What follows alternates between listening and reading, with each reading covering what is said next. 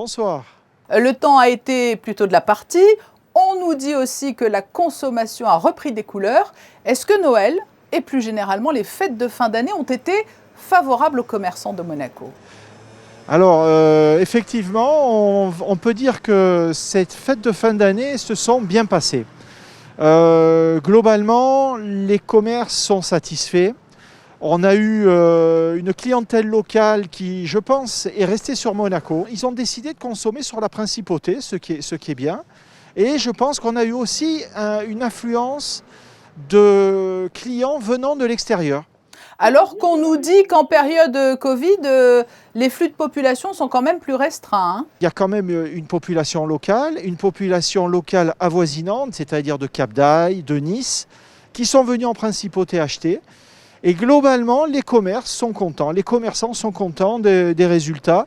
Ce qui se passe à ce jour, c'est qu'on attend quand même les résultats de la première semaine de janvier pour vraiment tirer un bilan financier. Mais quelle est la tendance par rapport à la période avant Covid, c'est-à-dire décembre 2019 et l'hiver 2020 qui, lui, était sous Covid? On ne peut pas se baser sur 2019, qui était, on va dire, une période encore exceptionnelle, à savoir qu'on avait beaucoup d'étrangers qui étaient en principauté, on avait des touristes qui étaient déjà en principauté pour les fêtes, et malheureusement, ce n'est pas le cas en ce moment. Surtout cette année. Par rapport à 2020, globalement, c'est à peu près pareil. Les résultats sont à peu près pareils. Et il y a eu un booster important pour le commerce local, c'est l'application Carlo. Tout à fait. Alors c'est un outil qui a été, il faut le signaler, créé par des jeunes enfants du pays, des jeunes monégasques. C'est une société monégasque qui a lancé ça, donc il ne faut pas l'oublier. Ça a été un succès en 2020 et cette année c'est pareil. Ça sert en fait de booster le commerce, ça permet aux clients d'avoir un donnant-donnant.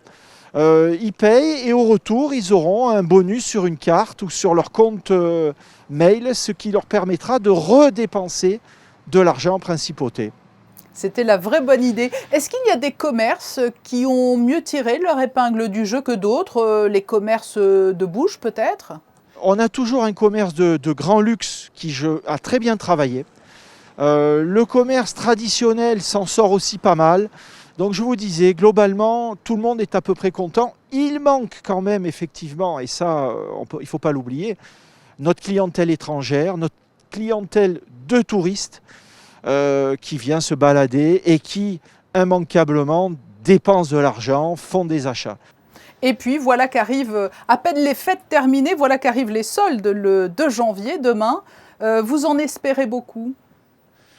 Écoutez, les soldes, c'est toujours un bonus. C'est vrai que ça booste le commerce.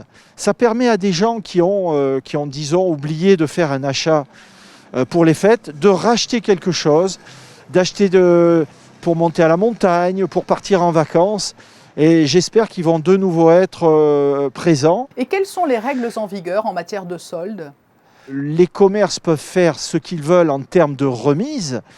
Évidemment, il ne s'agit pas de faire des remises en deçà de leur prix d'achat et dans un laps de temps qui leur est imposé. Et puis pour conclure, une information importante que vous souhaitiez relayer auprès des commerçants, vous le président de l'UQAM, c'est effectivement la mise à disposition à partir de lundi des autotests pour les entreprises de Monaco et donc de facto pour les commerçants. Il va être mis en place à partir du 3 janvier 50 000 autotests, ce qui permettra aux employés des magasins de se tester tous les jours. Le gouvernement tient absolument à ce que les gens fassent attention, surtout pour éviter la fermeture de nouveau des magasins et de bloquer l'économie. Donc c'est important. Le message est à passer auprès des commerçants. Ils vont être mis à la disposition gratuitement. Il y a un site internet qui va être aussi mis en place pour que les commerces et les commerçants puissent aller chercher ces autotests gratuitement. Oui, il était important de le rappeler et de le souligner. Merci Alexandre Pasta pour ce point sur l'activité commerçante en cette fin d'année à Monaco et l'arrivée demain dimanche des très attendus soldes d'hiver. Merci, à bientôt.